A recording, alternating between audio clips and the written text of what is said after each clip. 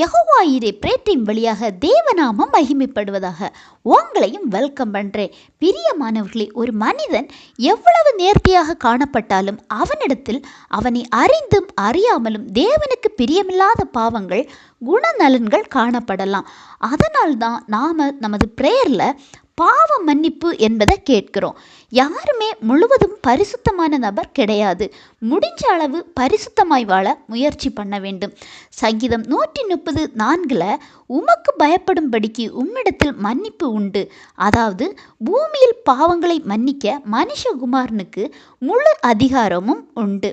ஆனால் அந்த மன்னிப்பை பெற நம்ம கிட்ட என்ன தகுதி வேண்டும்னா, ஆண்டவருக்கு பயப்படும் பயம். அதாவது தேவ பயம் காணப்பட்டால் உலக பாவங்களுக்கு நாம் விலகி ஓடும் நபர்களாய் காணப்படுவோம். ஒரு பாவம் நாம் செய்யும்போது ஆண்டவர் வசனங்கள் வழியாக பேசுவாங்க. இருதயத்தில் குற்ற உணர்ச்சி ஏற்படும்.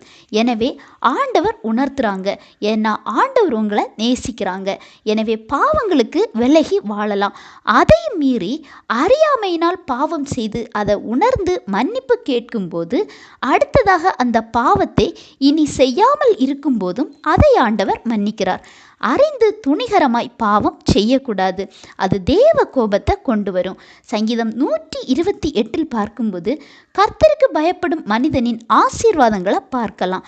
எனவே நீங்கள் கிறிஸ்தவங்க என்று சொல்வதை விட தேவனுக்கு பயப்படுகிற நபரா, தேவனுக்கு பிரியமில்லாத பாவங்களை விட்டு ஓடுறீங்களா? இதை தான் ஆண்டவர் உங்களிடத்தில் எதிர்பார்க்கிறார், விரும்பவும் செய்கிறார். தேவ பயம் உள்ள மனிதனை ஆண்டவர் யோசேப்பை போல எல்லா வகையிலும் ஆசீர்வதிக்கிறாங்க. இப்போ வேதனை, நெருக்கம், தனிமை, பாடுகள் எல்லாம் காணப்படலாம்.